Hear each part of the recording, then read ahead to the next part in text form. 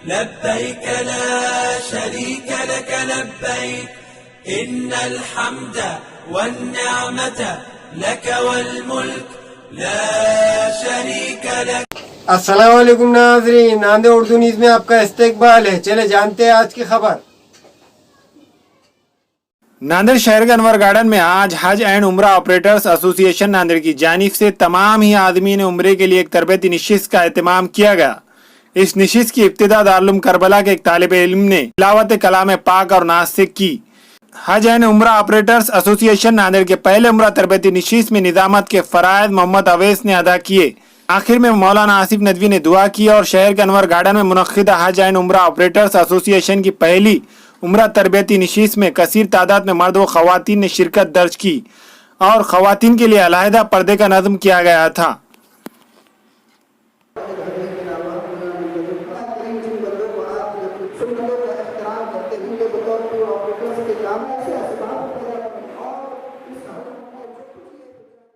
हम एसोसिएशन की तरफ से मैं एज एसोसिएशन मेंबर आप तमाम हज्जाज इकराम जो सितंबर और अक्टूबर में सफ़र की तैयारी कर रहे हैं और जिन्होंने किसी ने 3 महीने किसी ने 2 महीने पहले बुकिंग करा चुकी थी, क्योंकि उस वक़्त नए कायदे क़ानून और वीज़ा की जो जदीद पॉलिसी है वो अनाउंसमेंट नहीं हुआ था, क्योंकि उसका अनाउंसमेंट अभी हाल ही में हुआ है। 1 मुहर्रम को कुछ हुआ और फिर उसमें तरमीम करके 10 मुहर्रम को और नए कायदे क़ानून आए हैं, जिसकी तफसीलात आज हमने कैम्प में सारी बता दी है और उसके पम्पलेट भी आप लोगों तक पहुंचा दिए हैं कि किस तरह से हुकूमत ने नए अखराजात और इजाफ़ा फ़ीस किया है। तो हमारी ये इल्तिजा है हाजियों से कि आप तमाम हज्जाज जो सफ़र के लिए बुकिंग कराए हैं सितंबर अक्टूबर में, जो अखराजात बड़े हैं जिसकी हमने तफसीली वजाहत भी कर चुके हैं कि भाई 500 से ज़ायद रियाल का इजाफ़ा हुआ है और ये काफ़ी मोटी रकम है।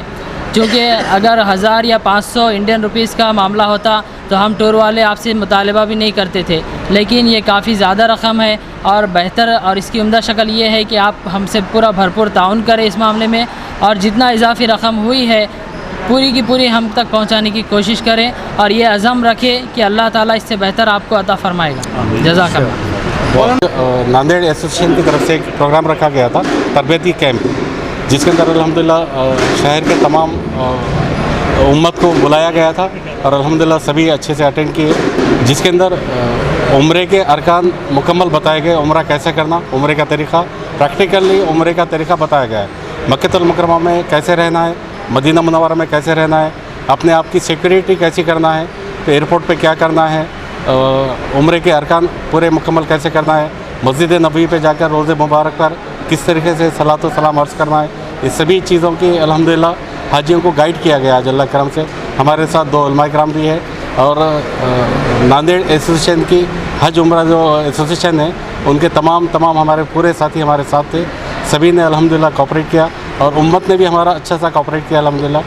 हम सबसे ये रिक्वेस्ट करते हैं कि हमें आगे भी खिदमत का मौका दे और हम ये चाहते हैं कि बेहतर से बेहतर उम्मत को अच्छी से अच्छी सर्विस दे, जिसमें कोई फ्रॉड का काम ना हो। सादा यानी सीधे अल्लाह के घर को जा रहा है बंदा, तो उसके लिए उसको कोई फ्रॉड नहीं होना चाहिए। अल्हम्दुलिल्लाह हज के बाद जो है उम्रा के सफ़र के अब आगाज़ हो चुके हैं। इस ज़िमन में चूँकि अब आगाज़ हो गया है, शहर नांदेड़ में जितने हज उम्रा टूर ऑपरेटर्स हैं उन लोगों ने मुत्तहिदा तौर पर एक एसोसिएशन का क़याम अमल में लाया है, जिसके तहत ये तय किया गया है कि हज उम्रा की इन खिदमात के अमल को हम बहुत सही और शफ़ाफ़ नहज पर लाकर इंशाअल्लाह हमारे शहर से अंजाम देने की कोशिश की जाएगी। और उस सिलसिले की पहली कड़ी ये थी कि जो लोग इस मरतबा पहले सफ़र पर रवाना होने जा रहे हैं उनकी सही इस्लामी और शरई नहज पर जो है तरबियत की जाए, ताकि वहाँ जाकर वो अपने उम्रे के इस सफ़र को कामयाब बनाएँ और सही तरीके पर उम्रे की अदायगी करके वापस आए। अल्हम्दुलिल्लाह इस ज़िमन में नांदेड़ हज उम्रा टूर्स और ऑपरेटर एसोसिएशन की तरफ से